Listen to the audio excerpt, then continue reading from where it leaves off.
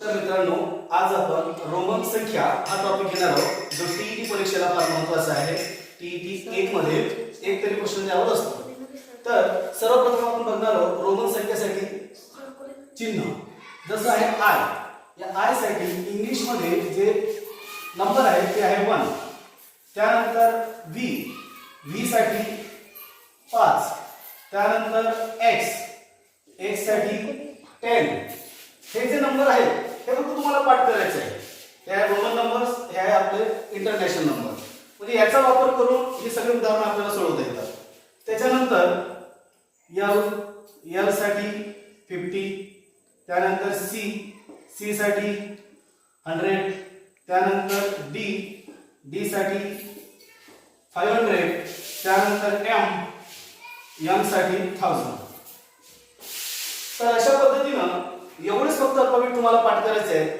ही जर चिन्ह आणि अल्फाबेट नंबर्स तुम्हाला पाठ झाले तर आपण हे प्रश्न सोडवू शकतो. आणि सोबत काही नियम आपल्याला लक्षात घ्यायचे आहेत. काही नियम म्हणजे बघा, हा जो आय आहे याचा वापर मॅक्सिमम एका पुढे एक 3दा करता येतो. जसं मला 3 लिहायचं आहे तर 3 म्हणजे आय आय आय, हे मी एका पुढे 3दा लिहितो. म्हणजे काय होईल याची बेरीज, ऍडिशन 1 2 3. ओके. जर मला 4 लिहायचे आहे तर 4 लिहिण्यासाठी मी हे जे आय 4 वेळा रिपीट करू शकत नाही.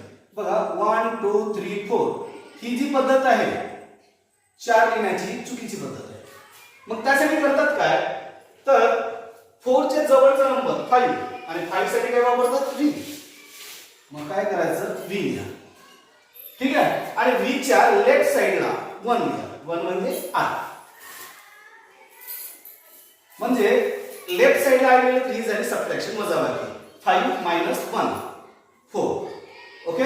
जर मला 6 लिहायचे आहे, आता 6 साठी काय होईल, तर सेम कन्सेप्ट बघा, व्ही लिहा 6 च्या जवळ आणि त्याच्या राईट साइडला आय लिहा. राईट साइडला जर आपण काय केलं तर त्याची होते ऍडिशन 5 + 1 6. ओके. जर मला 7 लिहायचे आहे तर सेम 5 + 1 6 + 1 7. सेम मला 8 लिहायचे आहे, व्ही 5 6 7 8. ओके. पण याच कन्सेप्ट जर मला 8 जर नियर 10 आहे म्हणून मी जर x घेतलं, 8 = x आणि त्याच्यातून 2 वजा केले आय, तर हे चुकीचं होईल. कारण मी मगाशी सांगितलं की आय एका साईडला आपल्याला 3दा वापरता येतात, पण ते उजव्या साईडला ऍडिशन करताना. त्याच्या लेफ्ट हँड साईडला जेव्हा सबट्रॅक्शन करतो तर जास्तीत जास्त एकदाच वापरायचं आहे. हे 2दा वगैरे असे रिपीट झालं नाही पाहिजे. म्हणजे 8 साठी काय बरोबर राहील, वरची बाजू. अंडरस्टँड. आणि मी म्हटलं की 3दा रिपीट करता येतात आय, पण व्ही जो आहे तो 3दा रिपीट होत नाही. म्हणजे जर व्ही ला 3 वेळा जर आपण लिहिलं तर 5 5 10 5 3 15 असं व्हायला पाहिजे. हे चुकीचं होईल. या ठिकाणी 15 साठी काय वापरू आपण, 15 च्या जवळ म्हणजे 10x आणि त्याच्या उजव्या साईडला v, 10 + 3 10 + 5 50. अंडरस्टँड. तर चला या नियमांचा वापर करून आपण टीईटी 2013 ला आलेले काही प्रश्न सॉल्व्ह करूया. फार सोपं आहे. आपल्याला फक्त हे नंबर्स हे पाठ पाहिजे. ठीक आहे. तर या ठिकाणी एल साठी काय आहे 50 * एम साठी काय आहे 1000. त्यानंतर डिवायडेड बाय सी म्हणजे काय 100 आणि पुन्हा डिव्हिजनचं साइन आहे. आणि काय आहे बी म्हणजे काय 5 = 0 0 कट 0 0 कट 50 × 10 म्हणजे काय 500. बरोबर. आणि किती आहे डिवायडेड बाय 5 किती होईल, 500 डिवायडेड बाय 5 5.100 म्हणजे 100. अंडरस्टँड. समजलं असेल तुम्हाला. आणि 100 ला काय सी म्हणजे आपला आन्सर आहे ऑप्शन 3. अशा वर्ग तुम्हाला समजलं असेल. त्याच्यानंतर टीईटी 2015 ला आणि 17 ला हा एक प्रश्न रिपीट झालेला होता. तर तो प्रश्न बघा कसा आहे, रोमन संख्यांच्या संदर्भाने विसंगत पर्याय कोणता. विसंगत म्हणजे वेगळा. तर वेगळा पर्याय शोधायचा आहे. 4 पर्याय दिलेले आहेत आपल्याला. प्रत्येक पर्याय ट्राय करू. m भागिले xx. m म्हणजे काय आहे वजन. भागिले एक्स एक्स. एक्स एक्स म्हणजे किती 10 अधिक 10 20. Okay 0 0 cut 100 divided by 2 50.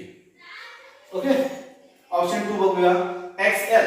आता बघा मोठी संख्या L म्हणजे 50 50 आणि त्याच्या डाव्या साईडला x आहे म्हणजे वजा करावं लागतील.